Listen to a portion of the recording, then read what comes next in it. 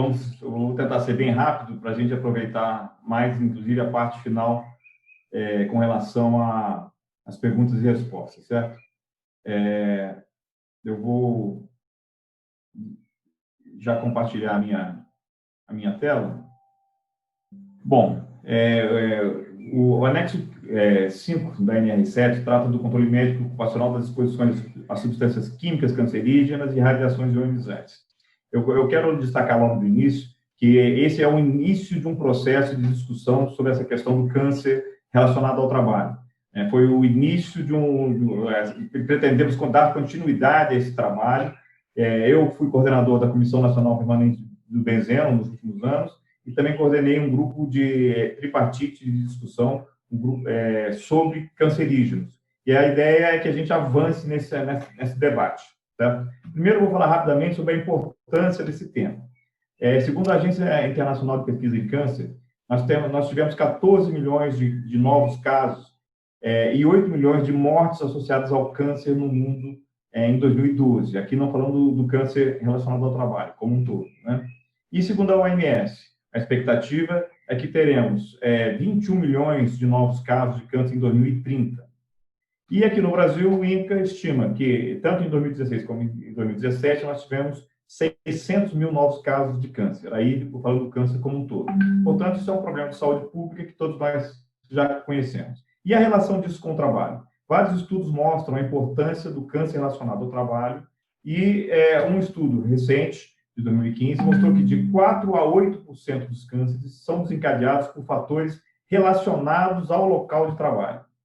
Então, se nós fizermos uma conta rápida aqui, dos 600 mil casos por ano que o INCA prevê, e considerarmos de forma mais conservadora 4% deles relacionados ao trabalho, nós chegaríamos a um número de 24 mil casos de câncer por ano no Brasil relacionados ao ambiente de trabalho.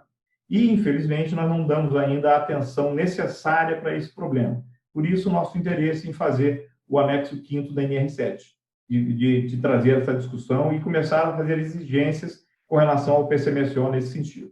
Então, o que esse anexo traz? Ele traz as diretrizes e os parâmetros para a vigilância em saúde dos trabalhadores, dos empregados expostos a substâncias químicas, cancerígenas e a radiações ionizantes.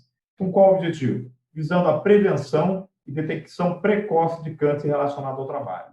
Quando a gente fala de detecção precoce de câncer, não é detecção da doença necessariamente, é detectar as alterações laboratoriais ou lesões pré-cancerígenas que possam ser devidamente tratadas e evitar que a doença em si aconteça. Esse é o objetivo desse anexo. E, como sempre, reforçando o que já foi dito várias vezes, a nossa base é o Programa de Gerenciamento de Risco, é o PGR. Lá que nós vamos buscar essas informações para fazer esse trabalho. A quem esse anexo é direcionado? A organizações que produzam, transportem, armazenem, utilizem ou manipulem substâncias químicas cancerígenas. E lá no PGR, certamente, essas substâncias químicas cancerígenas vão ser destacadas. No trabalho atual que está sendo feito com relação aos anexos da NR9, vai ter um tratamento específico para isso. E nós queremos, então, que o PGR dê essas informações para o médico que vai fazer o PCMSO. Sendo que, mais uma vez, reforçando aquela ideia, se o médico entender que não há no PGR uma substância que ele entende que tem que ser abordada, ele vai levar isso ao PGR e discutir isso, como o Tarcísio muito bem disse, o médico integrado nesse processo do PGR. Mas não são só as substâncias químicas isoladamente. Também as misturas líquidas, contendo concentração igual ou maior que 0,1% em volume dessa substância. Um exemplo clássico é a gasolina. A gasolina é uma mistura líquida e ela contém até 1% de benzeno, que é uma substância reconhecidamente cancerígena. Portanto, isso seria considerado uma mistura líquida cancerígena. Ela é considerada uma substância líquida cancerígena e deve ser considerada quando vai se fazer o PCMSO numa situação como essa. Mas, além das substâncias químicas e das misturas líquidas, também misturas gasosas contendo substâncias cancerígenas. Em alguns processos industriais, você gera gases que contêm substâncias cancerígenas. O exemplo é na siderurgia, que é a produção do coque, na coqueria, gera um grande volume de gás, e esse gás tem uma quantidade substancial de benzeno, que é uma substância cancerígena, como causa da gasolina. Então, as organizações que lidam com esse tipo de mistura também têm que ter esse tipo de visão. Importante destacar, a visão aqui é de prevenção, não está se falando de nada com relação a nenhum adicional, não é esse o objetivo da NR7, temos outras NRs para isso. A questão aqui é valorizar a prevenção nessas situações. Além das substâncias químicas em si, também é importante lembrar os processos de trabalho que expõem o trabalhador a radiações ionizantes, e aí inclui um leque de situações, né? Também isso será abordado nos anexos da NR9, certo? Bom, então, ao médico do trabalho, o que cabe, né? O médico responsável pelo PCMSO registrar as atividades e funções, em última análise, os trabalhadores com exposição a substâncias químicas cancerígenas e radiações. Isso já é um grande passo. Identificar quais são as situações onde há exposição a algum tipo de agente cancerígeno, né? E orientar os demais médicos que trabalham sob supervisão da importância de identificar lesões e alterações clínicas e laboratoriais relacionadas ao câncer. Então, o PCMSO deve ter informar quais são as atividades, as funções que envolvem esse risco, né? E também orientar aos médicos como que se faz a detecção precoce do câncer. Isso deve constar no PCMSO. O médico responsável, o médico do trabalho responsável por esse PCMSO deve incluir essas informações no seu programa, certo? Falando diretamente, então, de substâncias químicas cancerígenas, o que a NR7, no seu anexo 5º, traz? Vou destacar aqui só alguns pontos que eu considero importantes, certo? Bom, em primeiro lugar, o prontuário médico deve ser mantido por um mínimo de 40 anos após o desligamento do empregado. Por que isso? O câncer é uma doença que tem uma latência variável. O câncer pode aparecer poucos anos, 2, 3 anos após a exposição, ou até 40 anos após a exposição. Então, é fundamental que tenha registro e que esse registro seja guardado da exposição e da avaliação que ela seja feita do trabalhador durante o seu período que estava na empresa. Por esse motivo, e isso é uma regra internacional frequente, né, o prontuário médico desses trabalhadores deve ser mantido por 40 anos. Né? E um outro ponto importante é que os exames complementares são obrigatórios quando a exposição estiver acima de 10% do limite de exposição ocupacional ou quando não houver avaliação ambiental. Muitas vezes, a referência que é utilizada para se pedir um exame complementar é o que está lá hoje na NR9, quando fala de nível de ação e fala em 50%, né, que aí deve ser tomadas medidas adicionais com relação à prevenção. Muitas vezes isso é usado como referência para os produtos químicos. No caso de substâncias químicas cancerígenas, nós colocamos como limite de 10%. Ou seja, se o limite é 10, né, de uma exposição ambiental de um agente, se naquele ambiente chegou a 1, né, já devem ser feitos exames complementares, se existirem exames complementares para isso. Ou então, quando não houve avaliação ambiental. Então, esses dois pontos são os mais importantes com relação a substâncias químicas cancerígenas, certo? Com relação a ionizantes, aí eu vou concluir falando dos pontos que eu considero importantes aqui, na relação da radiação ionizante. Os empregados devem ser avaliados quanto à sua aptidão para exercer atividades em áreas controladas e supervisionadas. O que são áreas controladas e supervisionadas com relação à radiação é uma definição da própria CNEM, na norma da CNEM 3.01. E também na NR9, quando tratarmos de riscos físicos, vamos abordar essa questão de área controlada ou supervisionada. Um trabalhador pode estar apto, né, para trabalhar numa empresa, mas se a atividade dele é numa área dessas, ele tem que ter um cuidado a mais. Por exemplo, se o trabalhador tem algum problema neurológico e tem crises convulsivas, ele não deve trabalhar, ele não pode trabalhar em áreas controladas ou supervisionadas. Ele poderia vir a ter um problema durante a sua atividade e causar um risco para ele e também para os demais trabalhadores. Então, esse é um ponto importante. A NR7 já trata disso, já diz que devem existir esse tipo de exames, e aqui a gente traz um caso específico de que, no caso de atividades em áreas controladas, supervisionadas, há necessidade dessa aptidão. E, por último, com relação a radiações ionizantes, os prontuários devem ser mantidos por até a data em que o empregado completará 75 anos e, pelo menos, pelo período mínimo de 30 anos após o desligamento. A referência que nós temos com relação a isso, como é referência internacional, né, que é utilizado assim, e a própria OMS cita coisas, a OIT cita esses prazos também, e nos nossos documentos nacionais nós já temos isso. Né? A norma da CNEM também traz esse tipo de informação com relação à manutenção desses documentos com relação aos trabalhadores expostos a radiações ionizantes.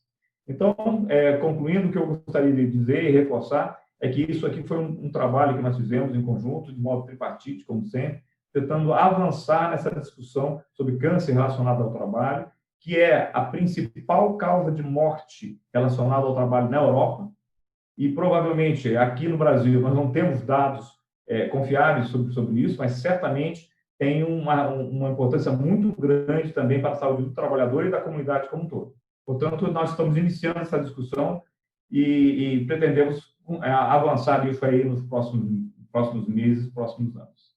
Bom, eu termino aqui minha apresentação e coloco mais uma vez à disposição para uma pergunta e retorno ao nosso colega Almeida. Obrigado a todos.